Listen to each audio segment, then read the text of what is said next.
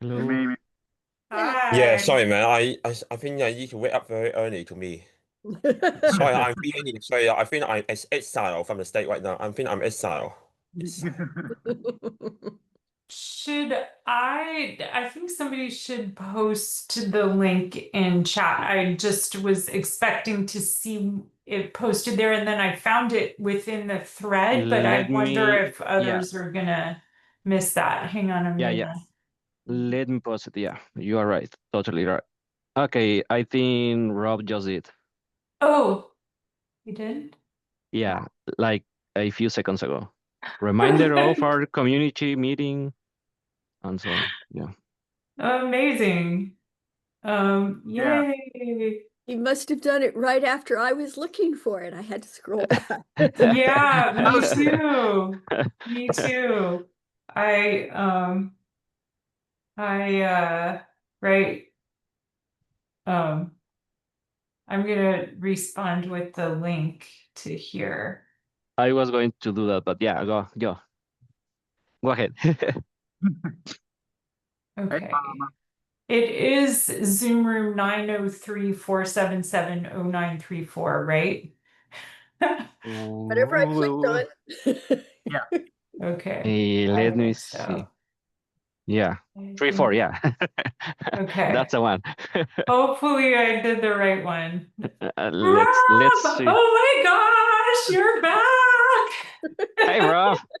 Hey everyone, This huge thank you to all of you for being so amazing this past month. I've been monitoring the Slack channel like a stalker and just been warming my heart to see all the awesome things that y'all have been doing. So thank you again. Really, really appreciate it. Very, very lucky to have all of you in this project.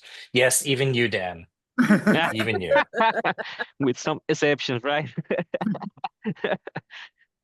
But uh, yeah, honestly, I'm so happy you guys did this yourself. This is incredible. So I'm just gonna sit back and relax and enjoy the fun. Seriously. Yay. hey. So I think Christina was gonna come today, right? Or Yeah. I chatted with her this morning and confirmed it. I just don't see her. There she is. Yeah. There she is. yay. Hey. Hey, Christina. Hello, sorry, I was having a little bit of dysfunction. The link wasn't working and I realized I was clicking on the wrong link. So that's fine. That'll do it. I think dysfunction is pretty much the word of the month, you know? I can do theoretical math and stuff like that, but click on a link above me completely, not my field. Yeah. You can figure out a Hey, I way. watched the recording of your previous talk and it was so great. I It, really, it was really awesome. enjoyed Yeah. it. Yeah. It was very cool. Yeah, indeed. Oh, I'm so glad to hear that from all of you. That was wonderful getting to see a small group of you. And then now getting to come back. Hey Rob, how are you? Hanging in there, still here. Sorry for all y'all. Still around. Still surviving. Yeah.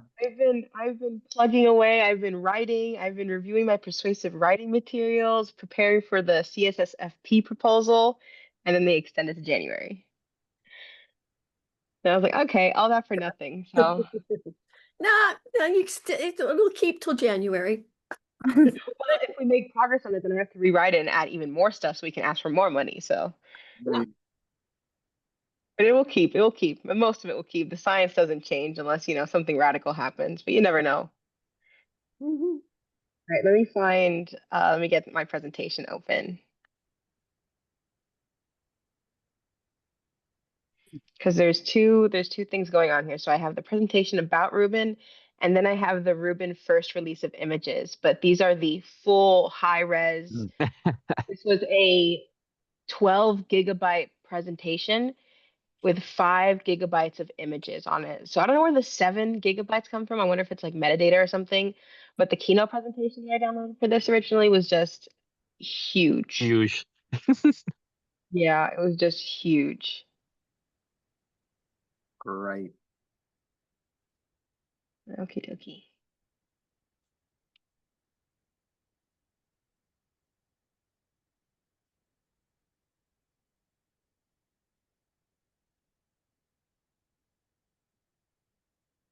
Well, it's the biggest camera ever built, right? We hear a lot Yes. about it because it was built at Slack. So of course we keep on hearing more and more about how great Slack is.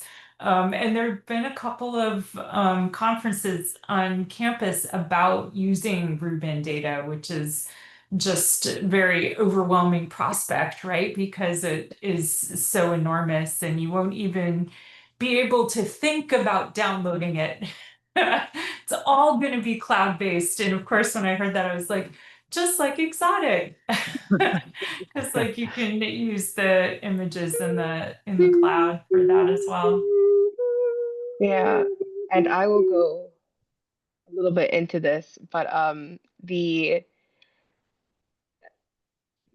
I was at the Rubin Community Workshop in July, and the level of stress, tension, somebody yanking on like, violin chords type of feeling when anybody brought up data processing for this was just immediately palpable. It's like everybody in there was like seventh grader about to ask their first like girl out for a date or to prom. It's like it was just this like tension. And it was interesting because it was almost childlike. It wasn't just, adult, stress or tension. But when people brought up this like processing data, releasing the data, it was so palpable that they were stressed out about how they were going to do this and like how excited they actually were for it, which was just pretty amazing, pretty unique.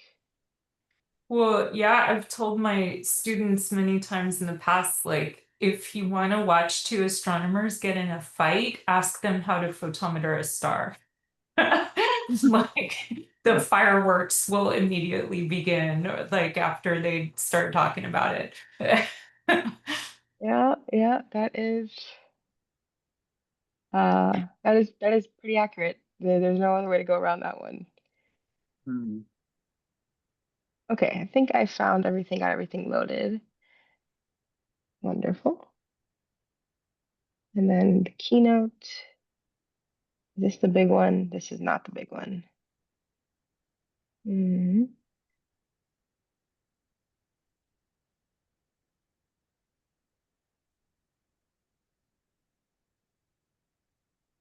Maybe it is. Oh, yes, it is. Okay, never mind. We're set. Alrighty. Would you like for me to go ahead and give this little introduction for you? And I mean, we're going to be recording this for posterity. Sure, if you want to, but I think everybody knows me. But if you want to do it for the video online, that'd be good. I'm happy with that.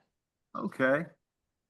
Christina Andrade is a multi-messenger astrophysicist and research professional at the Minnesota Institute for Astrophysics. Her expertise centers on improving detection of the optical counterparts to gravitational wave events. She develops simulation metrics and data analysis tools for a wide range of fast transient phenomena in preparation for the Vera C. Rubin Observatory's Legacy Survey of Space and Time.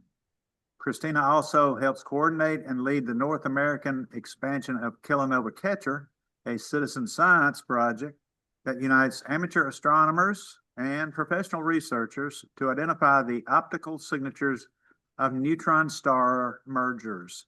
Beyond her research, she is developing an astronomy history exhibit for the University of Minnesota and continues an active creative practice blending art and science communication.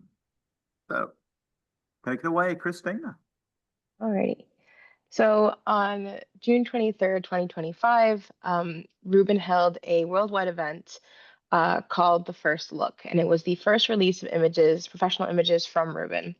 And I hosted it here at the University of Minnesota, but it was happening multiple places. It was released online as well, so people could watch. There was an event happening in Chile where Rubin is itself. And Rubin is an exceptional international project. It is a NSF and DOE combined collaboration, and it'll revolutionize the way we explore the cosmos. And so, as you see here, I have the space shuttle, I have Hubble, there's JWST, and there's Rubin in the background. And we're very familiar with the three in the left in the front of this image. as being, these international projects funded by NASA. But what many people don't know is that there are other entities that help fund science and help fund science in different ways. The National Science Foundation is one of them.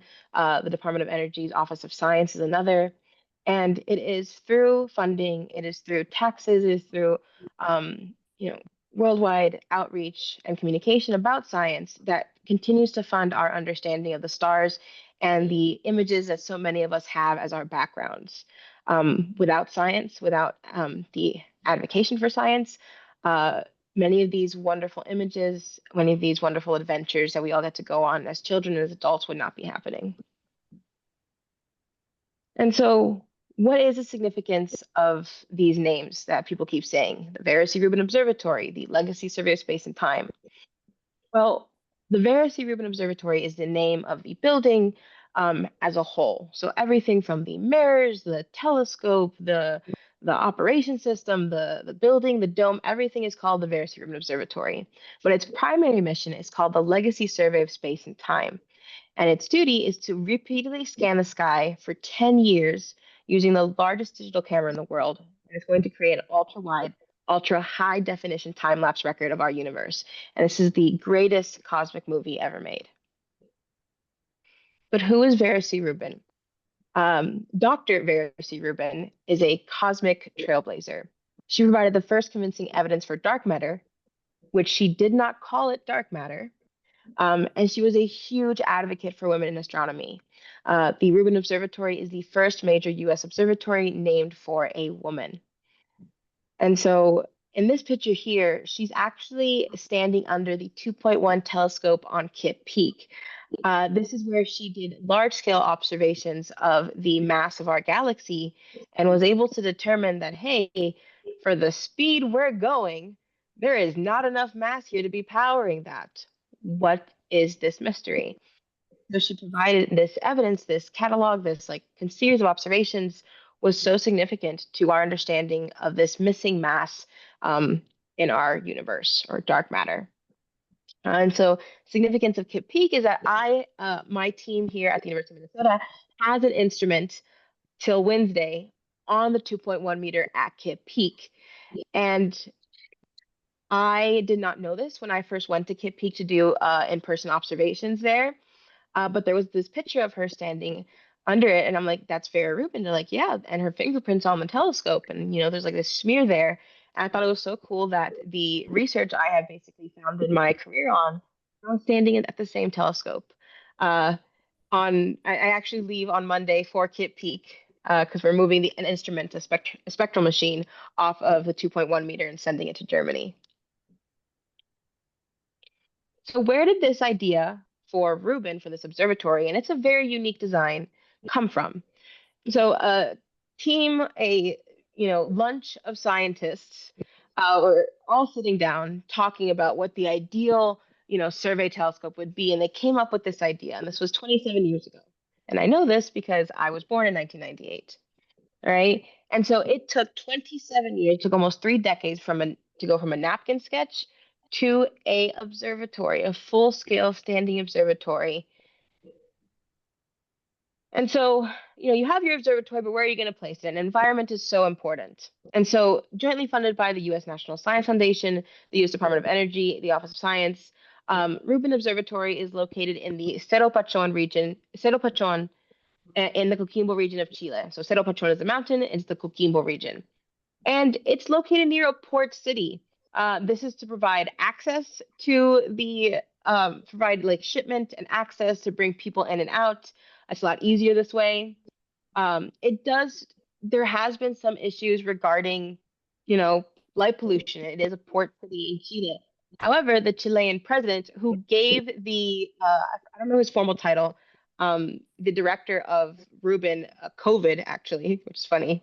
But they were in discussions about, hey, what can Chile do to make sure that this survey is as good as it can get? So very little light pollution, with nothing interfering. And, the scientists from Rubin were like, could we face the lights down in the city? And so now there is a movement in these cities around the Coquimbo region to lower the lights facing down.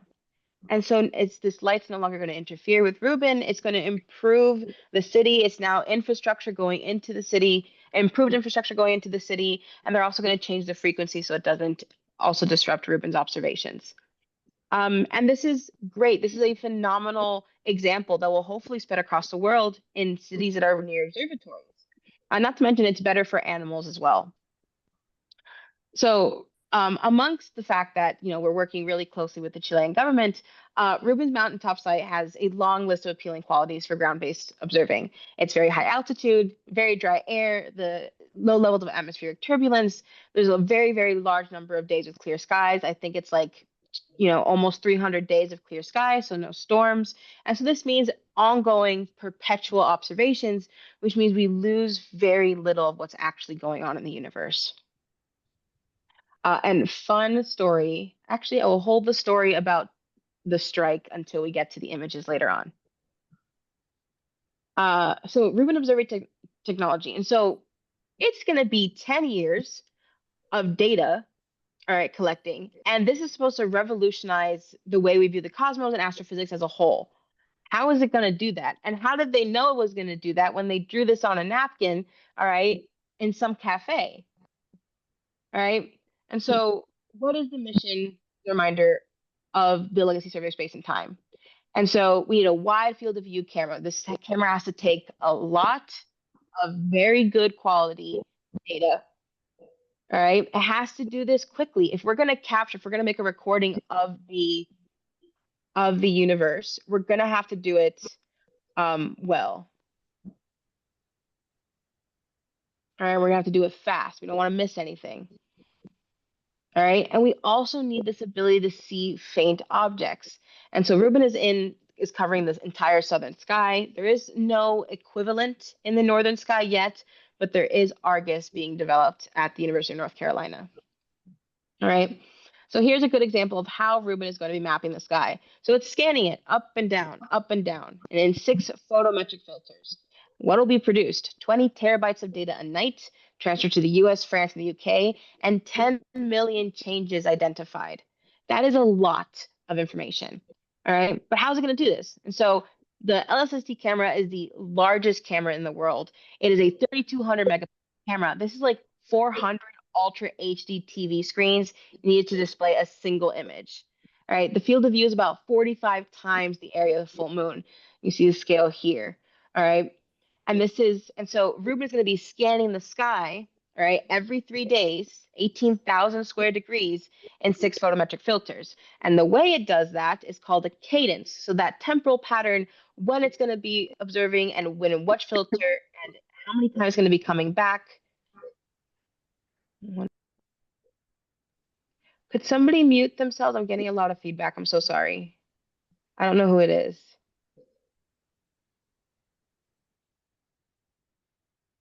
So I'm just kind of getting lost in my own voice here. Perfect. Let's see if that stops. Perfect. So the cadence is how often it's going to be viewing the sky, when it is, and in what filter, and how often it'll come back to that same spot, because that's important. If we're going to catch changes, if we're going to catch, supernova, kilonova, anything that's evolving, we're going to need to make sure that something has happened. So we need to go back to that same spot. And so that's called a cadence. That's actually what I study. All right. And so remember how I mentioned that there's a whole lot of names here. There's the LSST, there's the Rubin Observatory.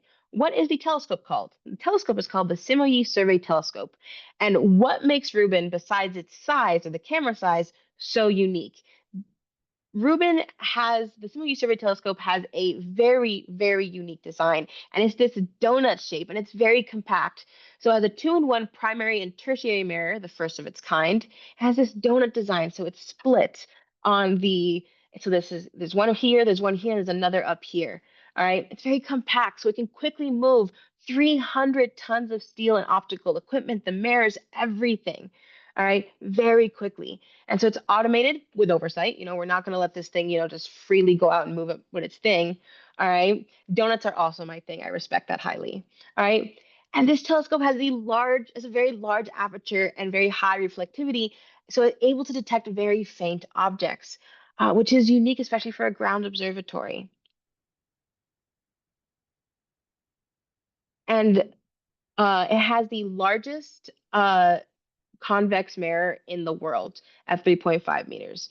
It has an 8.4 meter primary mirror, a 5.3, I'll say in a second, 5.3 meter secondary mirror, and a 3.4, oh, I'm wrong, 5 meter, okay, yeah, there you go.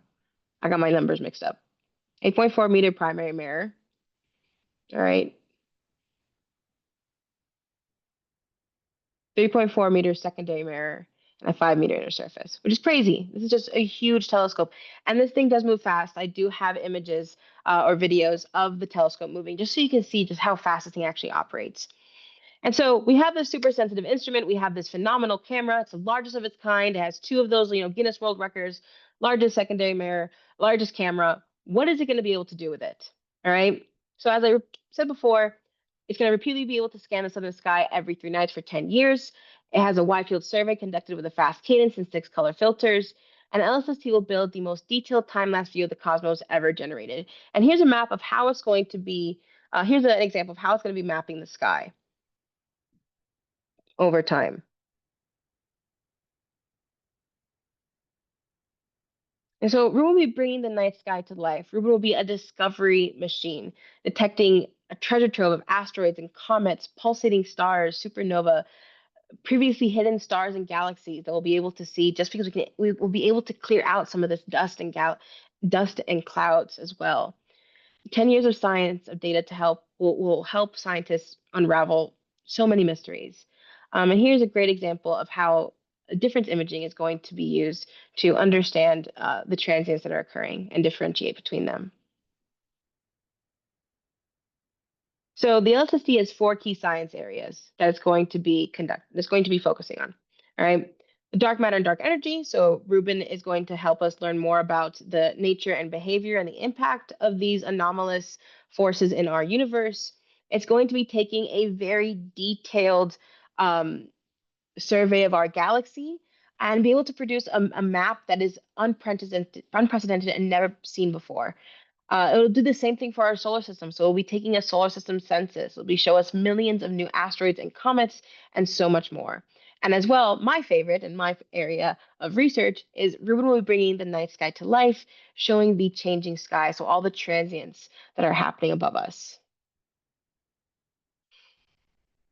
And so Ruben's nightly alerts will uncover rare events, enable global follow-up. And what this means is that Ruben is going to say, hey, we detected a change here. We detected something here that looks a lot like a supernova, type 1a, a kilonova. All right, and it'll release an alert out. And then other telescopes in other parts of the planet or amateur astronomers like ourselves will be able to say, hey, we can do the science on this. And that's what's going to make Ruben so miraculous, is that it's going to be able to detect so much better than anything we currently have, and with more frequency and more accuracy. And so it's going to be producing more than 800 images for each area of the sky over 10 years. And this will reveal so many changes. So here's another example of how Ruben is going to be really looking for that change.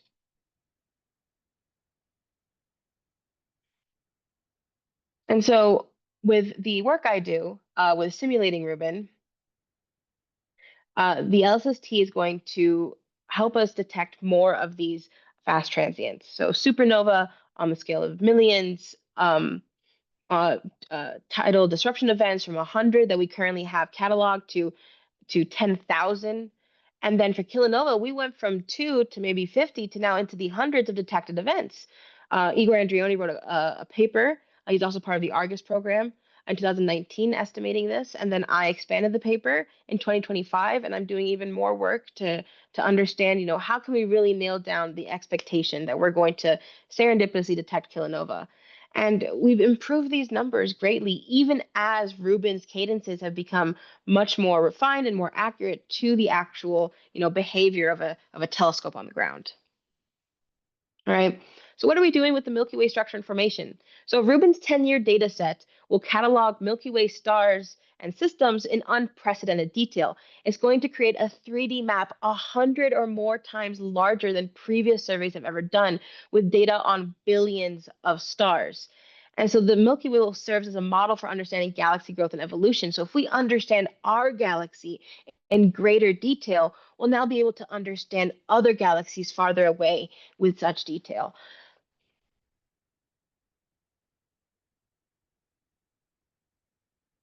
And so we have this broader galactic context now. And so, as I said, by understanding ourselves, we'll be able to understand others. Studying the Milky Way and nearby dwarf galaxies more precisely will allow scientists to regularly test our fundamental understandings that shape our understanding of the universe. And so here's a good demonstration about what's going on in our local cluster of galaxies or subcluster of galaxies.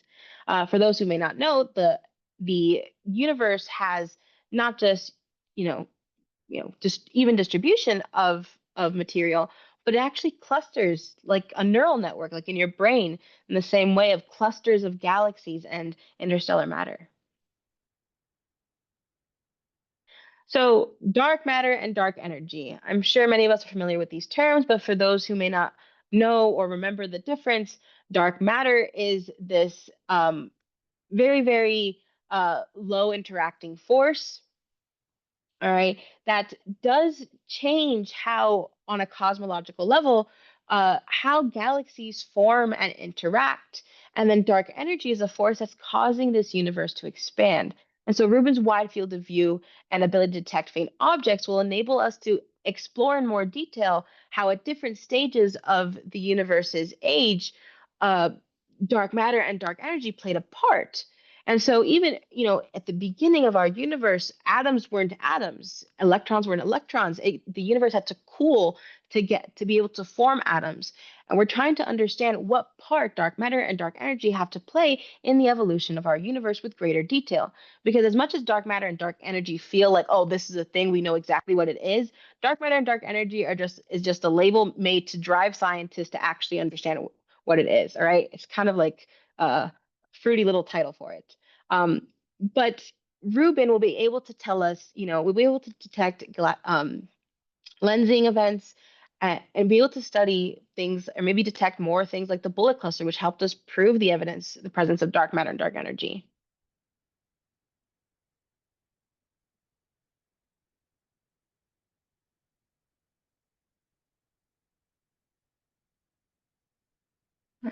Gravitational lensing. And so just like I mentioned now with dark matter and dark energy, gravitational lensing occurs when matter bends the path of light and a distortion causes this circular shape or even a half circle or just an arc shape of light. And sometimes when you look in that spot, there's something there. There's a black hole, there's a galaxy, there's matter there that's causing the light to bend as gravity is warped in that area. But sometimes there's nothing we can see. So what's causing that space to bend like that? Usually it's an indication of the presence of dark matter. I mentioned this before, galaxy clustering or the clumpiness of the universe can reveal where dark matter is hiding and how it interacts with dark energy.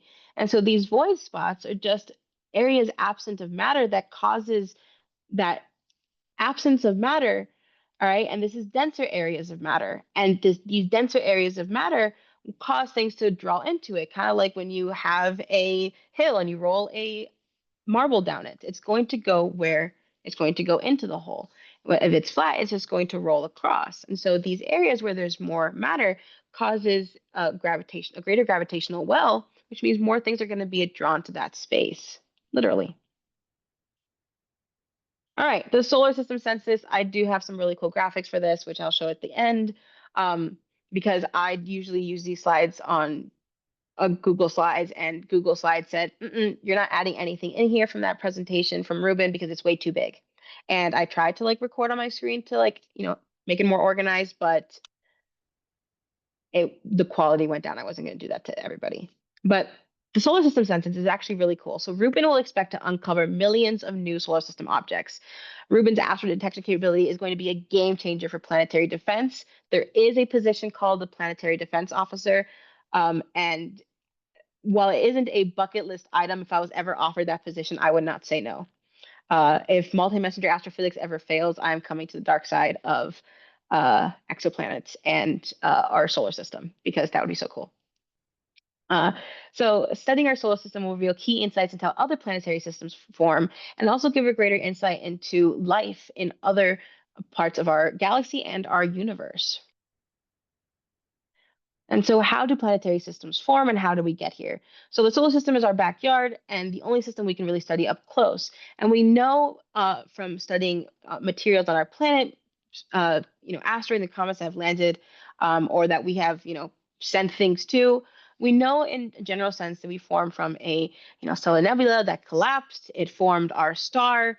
We didn't have enough hydrogen to produce a second star and to do nuclear fusion. So Jupiter is our, this failed secondary star because most systems in our universe are binary star systems. 85% of them are. So we're very rare to only have one star. We're one of the 15%.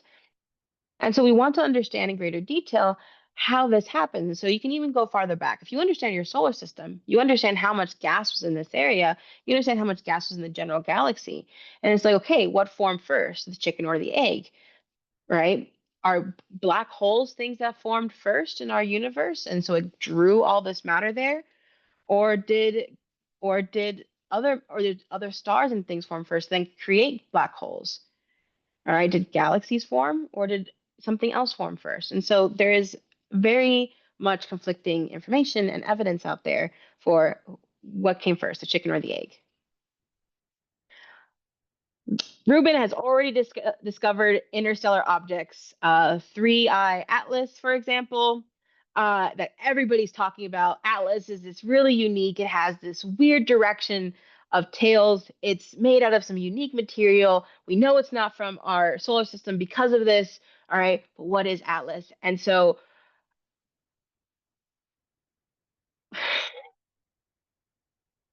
I'm not reading your guys' chats. You guys are too funny. Getting distracted. And so Rubin is going to be able to detect these visitors from other star systems. And it's going to be our best tool to discover interstellar objects on their quick trips through our solar system because it's just scanning the sky over and over again. Rubin will also be able to help tell us what asteroids might pose a threat to Earth. And Rubin's going to be a game changer for planetary defense, detecting more asteroids than ever before and helping us really identify if there's anything that we could consider as a threat. It's not like we could really do much about it. The idea we have is a satellite with a few nuclear bombs strapped to it. We throw the nuclear bombs in front of the incoming asteroid. We hope that the satellite makes it to the back of it before the bombs go off so we can get information back if it worked or not, which means it changed the direction of this asteroid. That's the plan right now, the idea. There's nothing ready to be deployed for this.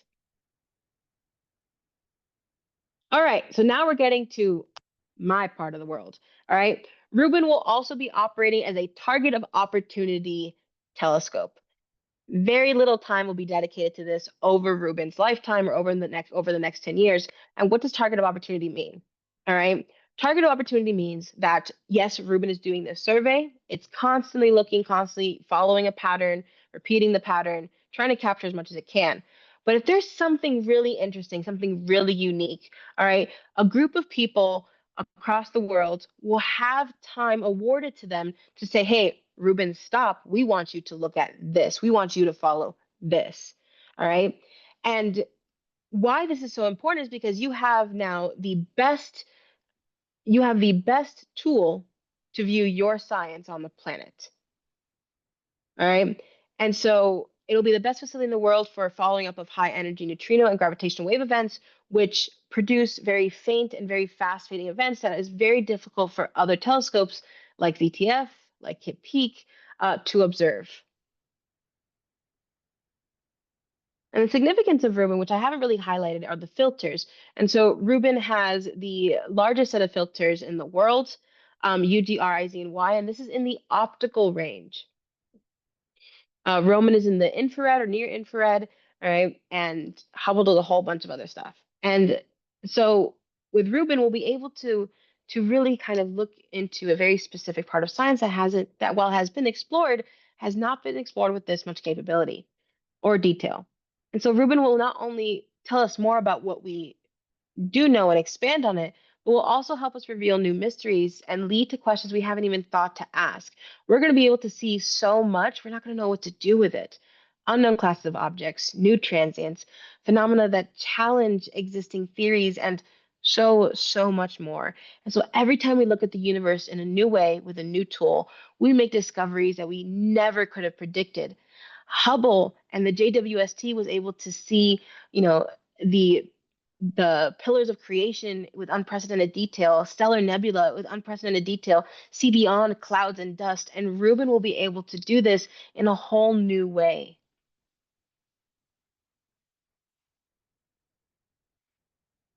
I will read through the chats during the videos, start answering your guys' questions. You can also ask me at the end, or you can just interrupt me and ask me when I'm speaking. So we're going to be doing all this. I just went through the presentation. We know what Rubin is, how we know how Rubin is going to do things. We know what Rubin is going to be focusing on, but what is it going to be doing with all of the above? All right.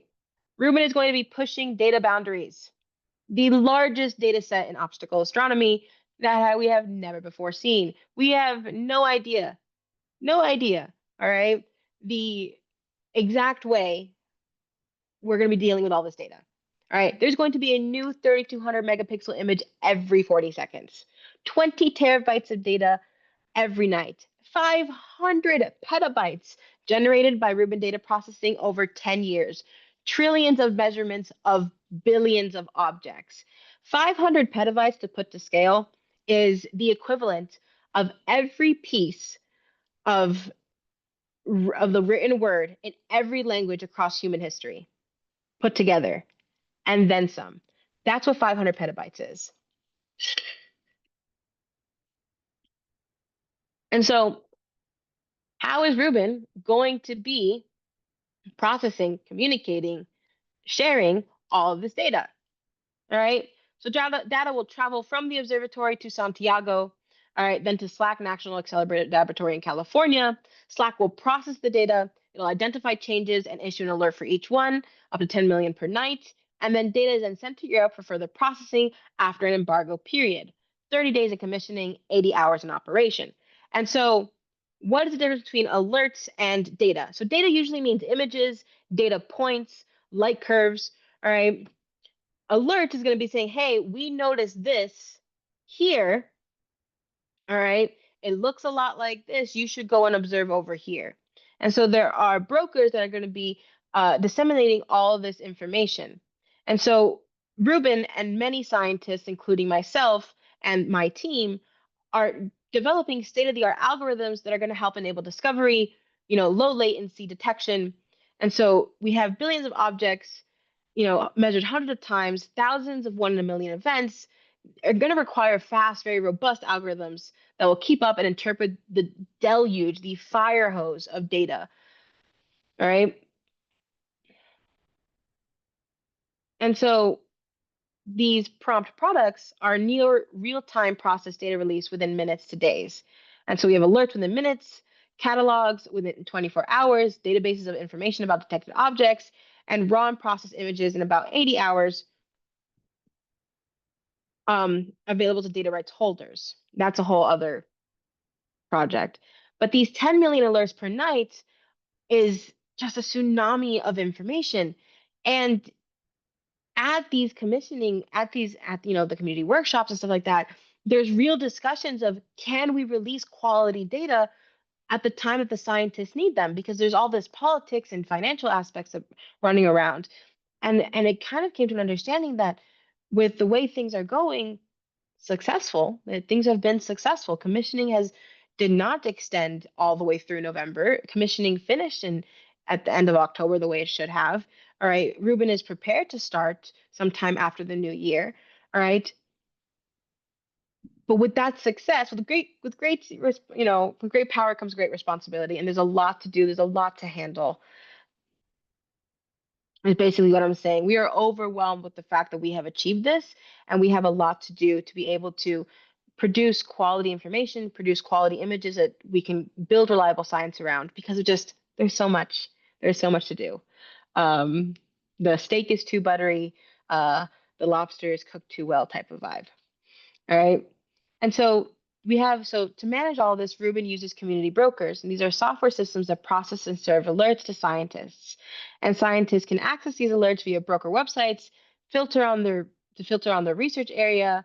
Alerts will be world public. They can be integrated into Slack. They can be integrated and personalized for astronomers to use. There is a broker being developed called Boom here at the University of Minnesota. And it will help, we are hoping that we can build brokers into Kilonova Catcher that are filtered for the aperture size and detector sizes of the average telescope within a citizen science network.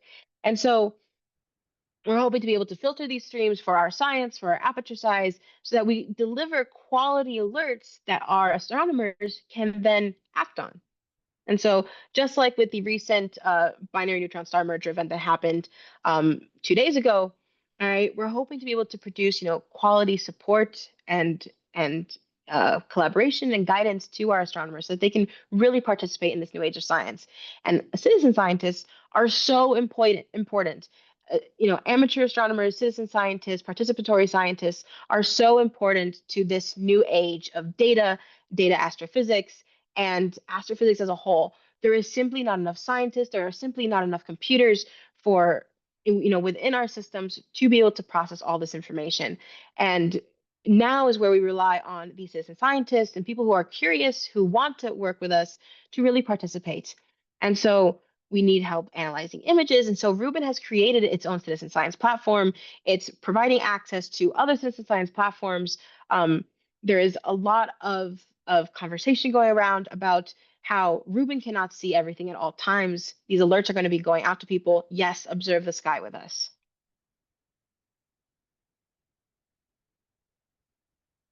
And so there'll be formal education programs for Rubin. There'll be public outreach, mobile-friendly websites, visuals, videos, interactives, and more.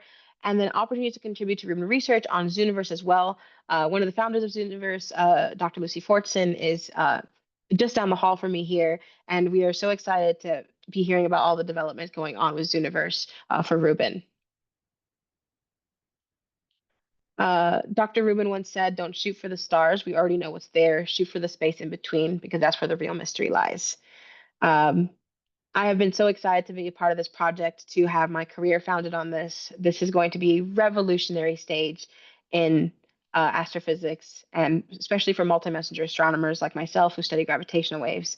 And for everyone else, it's just going to be a phenomenal time, a phenomenal age. And not to mention, Rubin is the dawn of a new era. There are other satellites, other telescopes that will be starting their surveys, starting their missions within the next 10 years. That is really going to create this circle of just, if we can't do it here, there is someone else that can do it. And so target of opportunity connections, working with Roman, working with the JWST, working with new observatories being built in the Northern Hemisphere. It's just such a new age that's beginning, and a wonderful, wonderful time for us. Let's see some pretty pictures. Alrighty. So let me know if you can hear my, let me know if you can hear my sound when it's playing, and I will let you know if it is or not. Alrighty.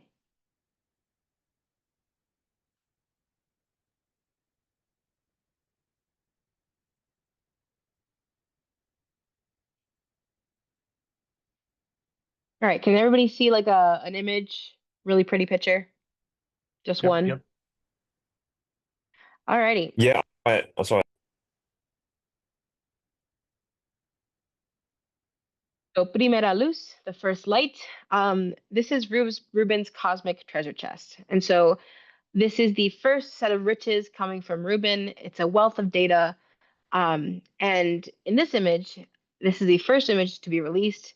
We have a offering of such a variety of objects, bright stars ranging from blue to red in color, to nearby blue spiral galaxies, to distant red galaxy groups, just demonstrating the broad range of science made possible by Rubin data. And so during the 10-year legacy of survey of space and time, we're going to be seeing so much of these galaxies and stars, foreground stars in our Milky Way, distant galaxies, just so much to be seen. And so how was this image created? So this is a 15 square degree image. It's 1,185 exposures combined to make this image, taken over a period of 7 nights.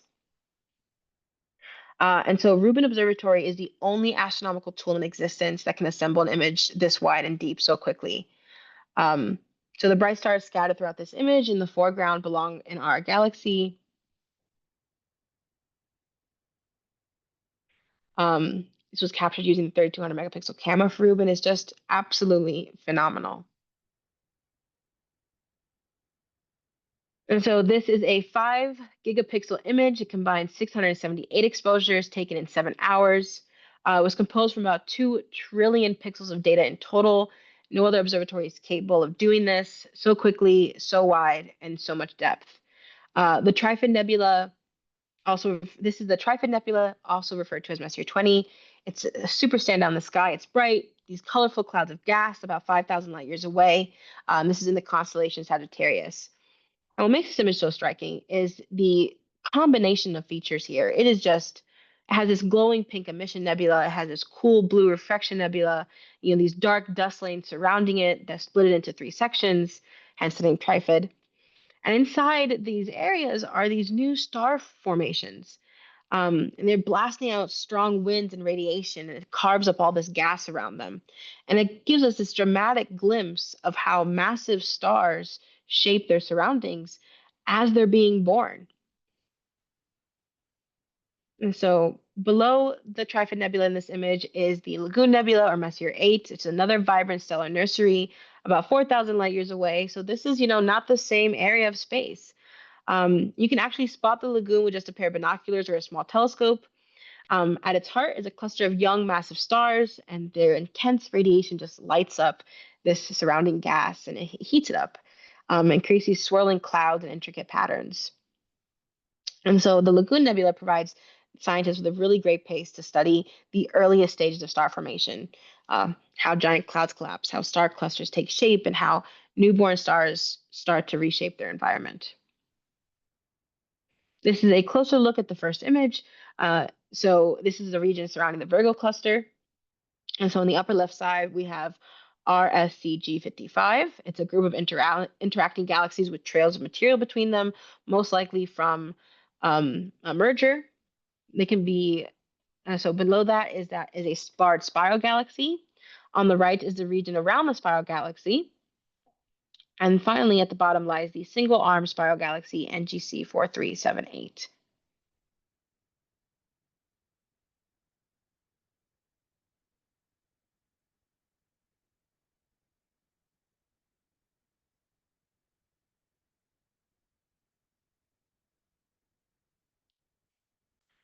So this is aspects of the Trifid and Lagoon Nebula.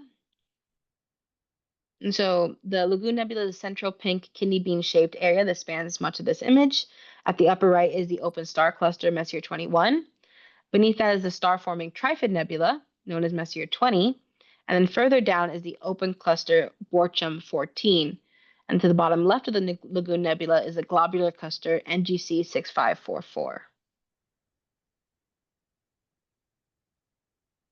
Just an absolute beautiful tapestry, just to show the capabilities of Rubin. There we go.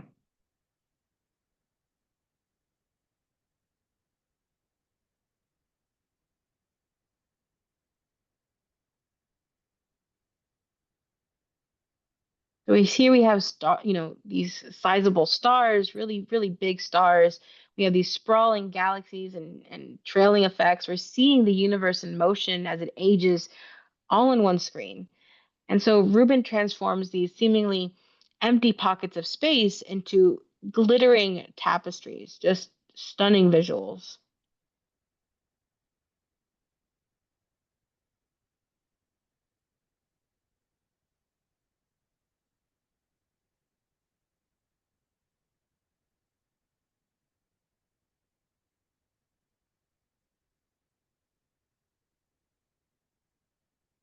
Here's a picture of Rubin up close. Just look at the size of this image. And this image really doesn't do it dozens because it's kind of a fisheye lens here. All right. But look at the engineer on the bottom right. All right, look at the bar around them. And then look at the telescope behind them. And you remember the image of Reuben at the beginning? Here it is on the mountainside. A long exposure image of Reuben. You see that circular shape right inside the observatory dome slit? Yeah, that's the Simulate Survey telescope. Just to kind of show the size and scale, 8.4 meters. All right, size of a school bus, a big school bus. And some cool images of Reuben.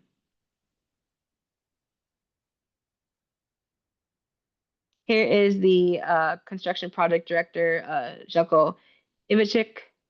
He pumps his fist in celebration during first photon activities at Reuben back in the spring.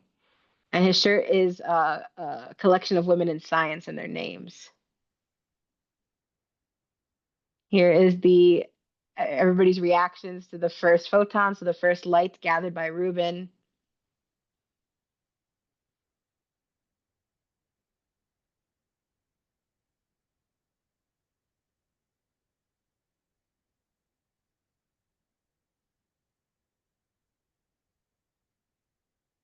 And close-up images.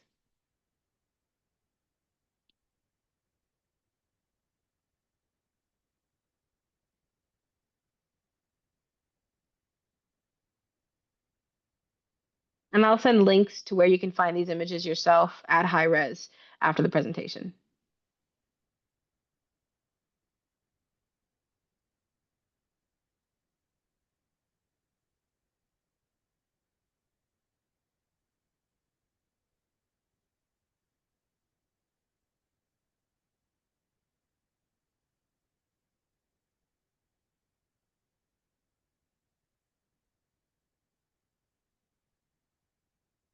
These dashed lines here are asteroids.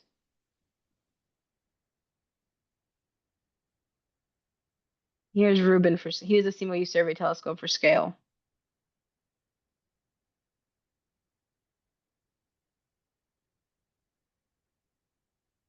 It's calibration. I forgot what that's called. On the left, you see the donut-shaped black and white membrane. It's what's used for calibration to take dark and flat images.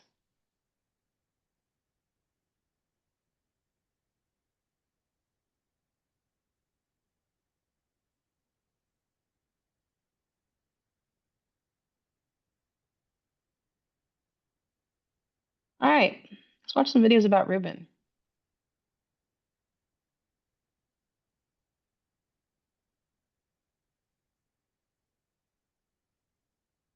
Can you guys hear the video?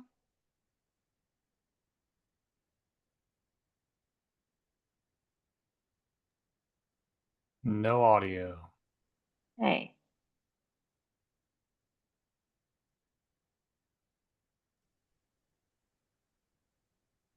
Now sound. Got it now, yeah. Perfect, Yeah, thank you. little bit, little bit.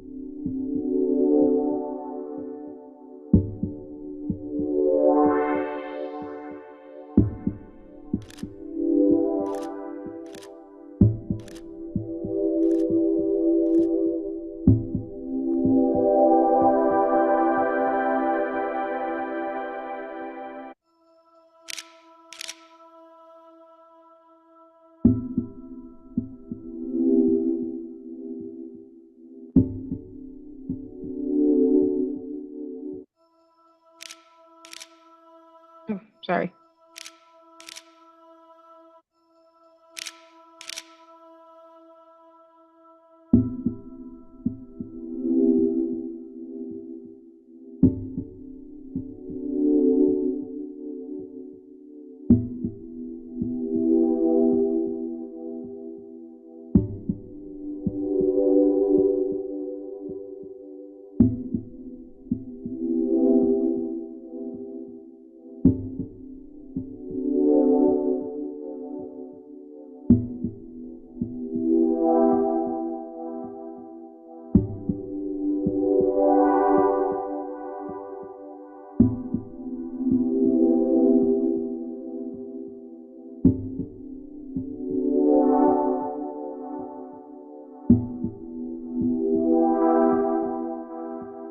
the scale of what we're going to see. Just amazing. 2,104 new asteroids in the solar system, including 7 near-Earth objects, 11 Jupiter Trojans, and 9 trans-Neptunian objects within a single field of observation. Just on one night. Just absolutely crazy what Ruben was able to detect on one night. Now imagine that over 10 years.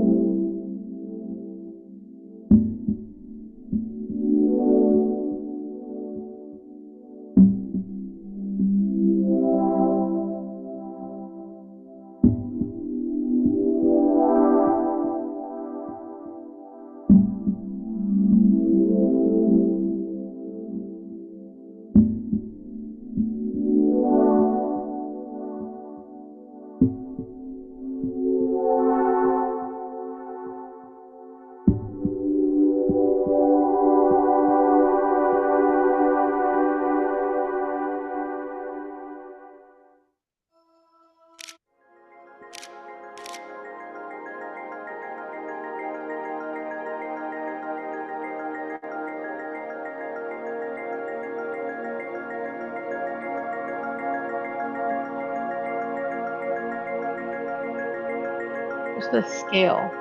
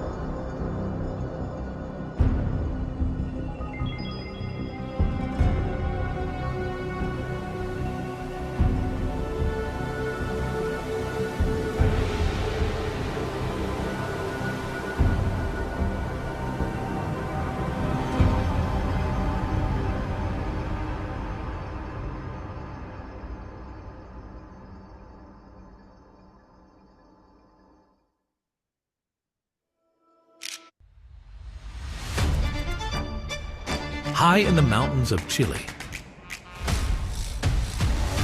lies the largest digital camera ever built.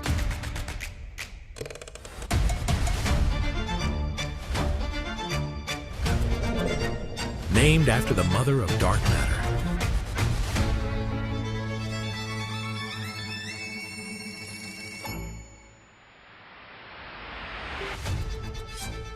Tasked with filming the largest astronomical movie ever.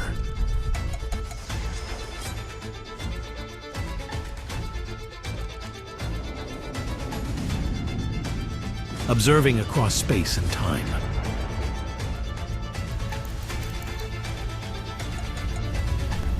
Bringing the night sky to life.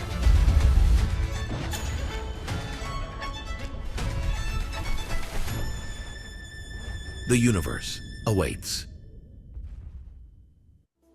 In 2017, we began assembling the LSST camera in the clean room here at Slack. And then by 2019, we assembled the 3200 megapixel sensor. Each piece of the sensor is carefully slipped into the cryostat that keeps everything cool during operation. While that was happening, we were also building the main body of the camera.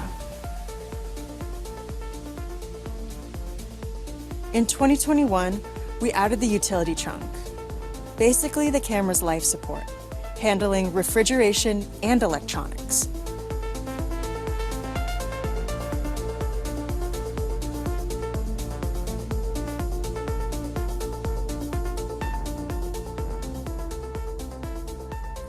And once everything was integrated, we mounted it into the camera body and added those massive front lenses you can see right there. After intense testing in 2024, it was ready to go.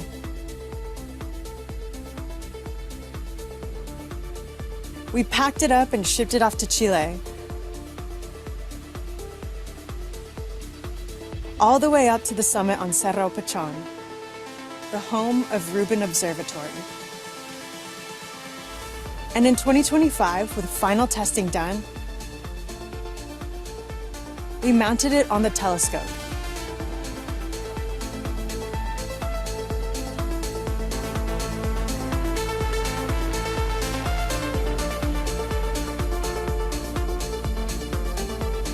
And now, we're about to launch a 10-year sky survey, capturing more cosmic data than ever before.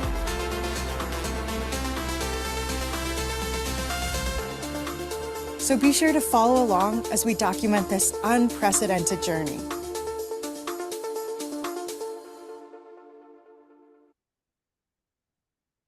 So just to kind of like understand like how fast Rubin moves, this is a one-to-one video of it. Rubin is cool for many reasons, not just its size, but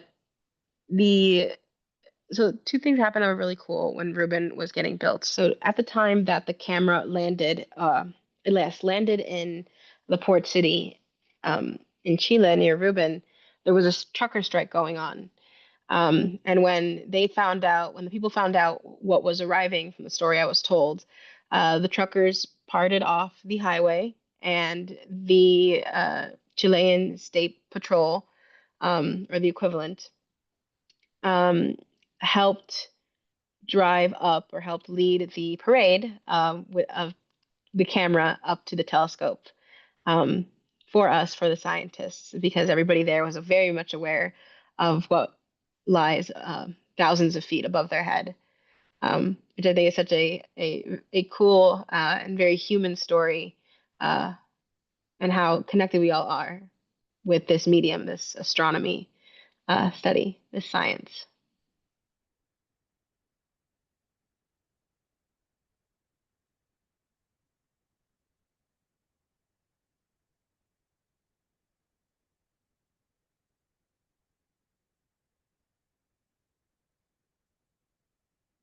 When I was giving this presentation about Rubin for the first time in June during the first look event, they in the audience was actually somebody who's part of Rubin's development that I didn't know.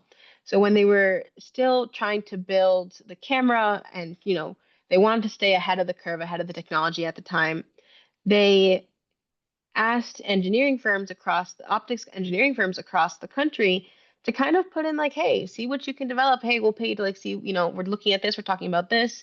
And somebody who had built the original rafts, which are these set of detectors for the camera, or had helped design them, was in the audience. And he talked about how his involvement, how, very specific, but very kind everybody was with communicating all this, the arguments between engineer and physicists and what was needed, and the astronomers coming in, and ultimately the design that his company produced wasn't the final piece of engineering. However, what they did contribute to in the end, what's now in there. And so it's just a very cool story about how across the world, even as far north as Minnesota, so many people were involved in the production of this instrument.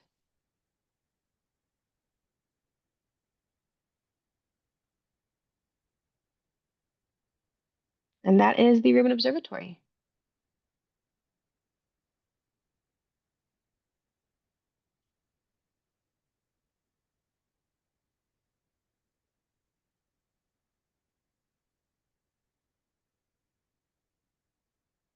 Thank you, Christina.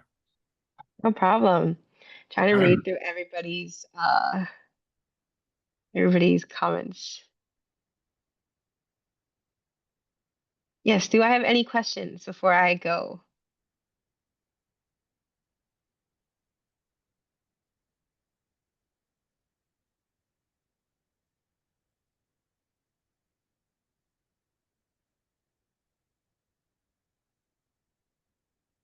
All right.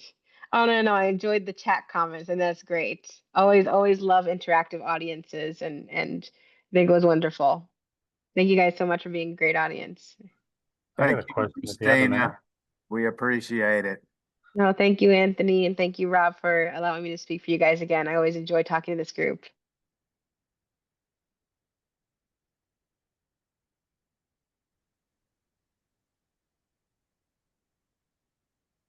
Oh, that's so cool. That's very cool, Dale. That's a cool story.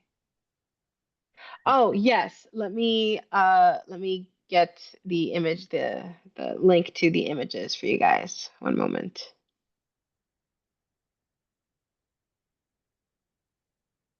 Nope, nope, nope, nope, nope.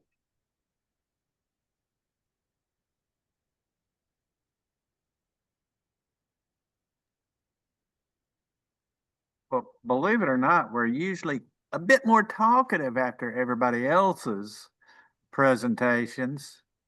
But I just think that Christina's presentation was so excellent and detailed that she answered all of our questions during the talk. And some of us stayed up late last night observing. Huh, Yeah. we're Busy, always busy, blown busy. away. I do I do have a I question, do like though, the if you have a minute. delve into technical detail you did there, which is a bit more than what I've seen. A lot of the Vera Rubin presentations I've seen are still pretty high level stuff. And I think you did a good mix of technical detail and how it relates to the mission as a whole in each step. So, Thank you. I appreciate that. That's very, very good feedback. I always wonder about how to balance, people's desire to know more with, it's like how much detail, how can I communicate this in a timely manner? Because I can talk about this forever. right. It's kind of like that balance between really want to relate all this cool stuff, but I also don't want to make people's eyes glaze over. So, but I think that was a really good. I think that was that filled in a lot of like it. It's really hard, I think, for people to grasp just like how you alluded to, like the amount of people and resources that go into these projects and the depth of technical knowledge that astronomy in general, but this project in particular entails, right? So, windows into that like this are really elucidating, I think, in that regard, and are useful to help in the general public's mind form a fuller picture of what goes on and what it entails and how cool it is. So Absolutely. All right, found the page. Super cool.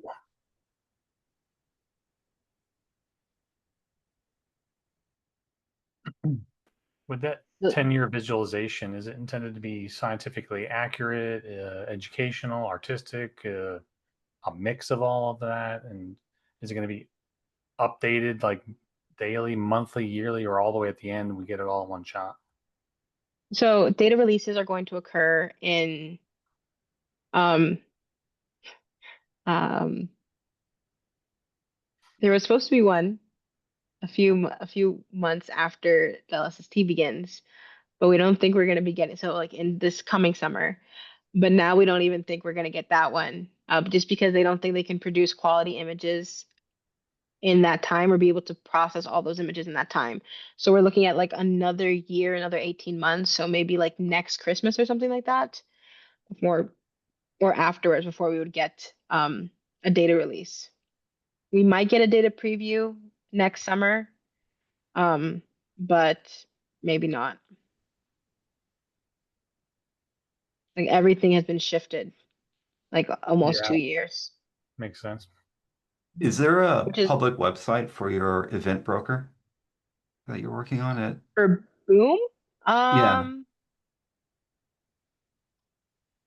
I don't know. They might have a GitHub for it because I know Oh, that that we would like be just as well. to. I know that we have a. We always like to make like our whatever we deliver, like our deliverables, like public service, public utility. But I'll ask Michael about it. Michael's my supervisor. You send him an email. Yeah, because the citizen science is pretty interesting to me, and one of the things I've been wanting to do is come up with a scheduler.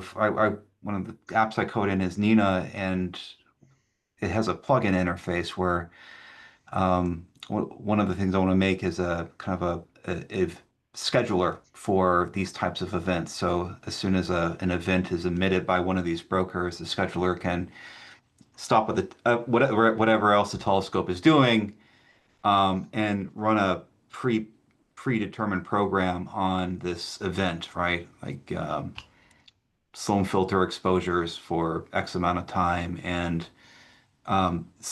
that produces data that is then you have to do something with that data, and either it sits on your drive for manual dispersion elsewhere, or maybe it goes into some automated data system. Um, so this sounds like a type of broker that I would be interested in Yeah. in using for that kind of thing. That might be a good, well, the Killanova capture project, the alerts that we get Oh yeah. Mm-hmm. might be fairly straightforward to include into Nina. Yeah. Yeah, a lot of these I'm just not aware of them. So Well, I could. Why don't you shoot me an email, Dale, with like yeah, okay. some of these details, and I can forward it to Damian, which is the PI of KNC. Okay, awesome. Thank you. Oh, do you have an Yeah. email address? Where can I grab Yeah. that from? Dan, yes. Hey, yeah, we got the aperture is 8 meters and we can look up the focal length. How long are the sub exposures you're using? And do they have field rotation applied while you're exposing or what? Because it's a Alt-Az mount. Or And Rubin for the Rubin yeah, observatory. is You're the camera asking. rotating while during the exposure or you're just using shorter sub exposures? 40-second exposures, I believe, was Yeah. exposure times mentioned. So And okay. not rotating the field while they're exposing, huh? I remember seeing a diagram about this. Hold on a second at the commissioning. Let me see if I can find. Let me see if I can find the diagram for it in the presentation I have.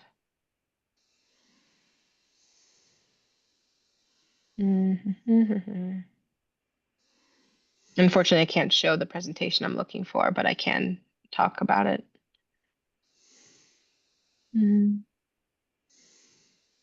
Sorry, one moment. So you're asking if Rubin has sub exposures, or does it rotate the field as it moves? Is that what you're asking? Yeah, Okay.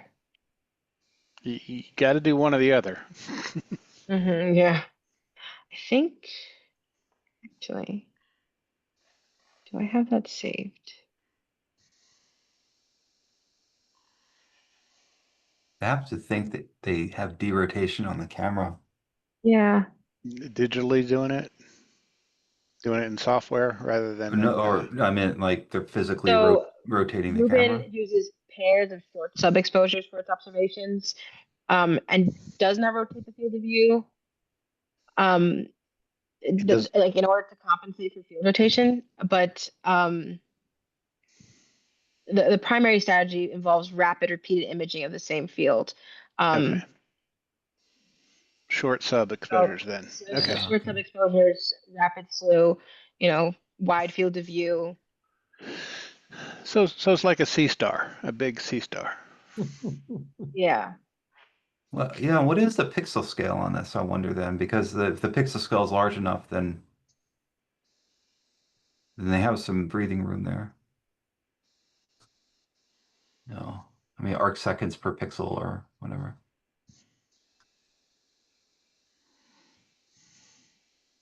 Looks like it's 0.2 arc seconds.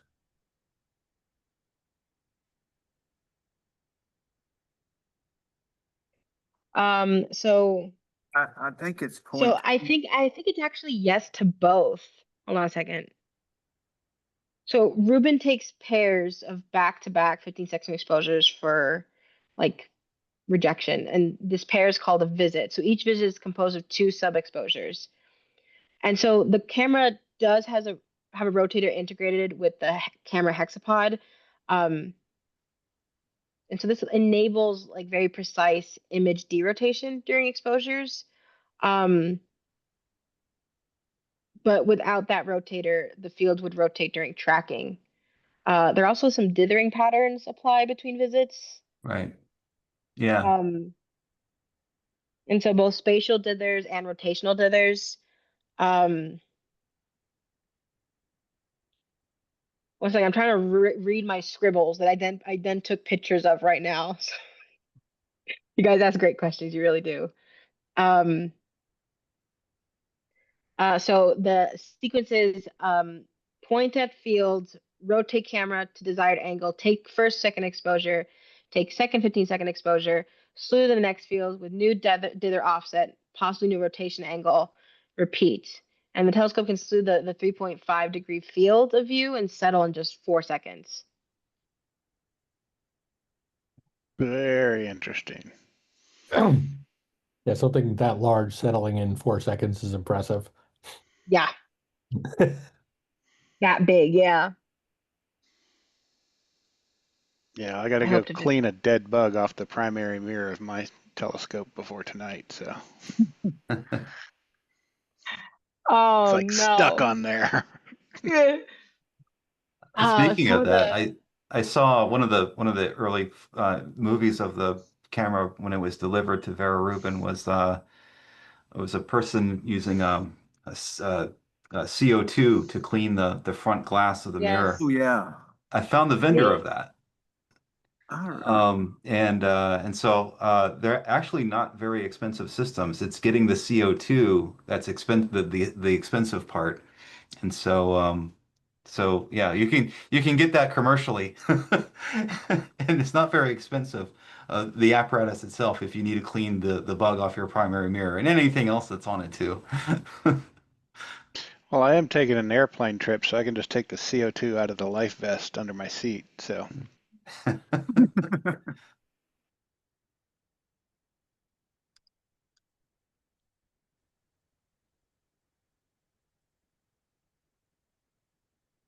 Wonderful. Let's see. Oh yeah, here it is here. I'll just pop this URL in chat. There you go. That's Kind of a awesome. neat system.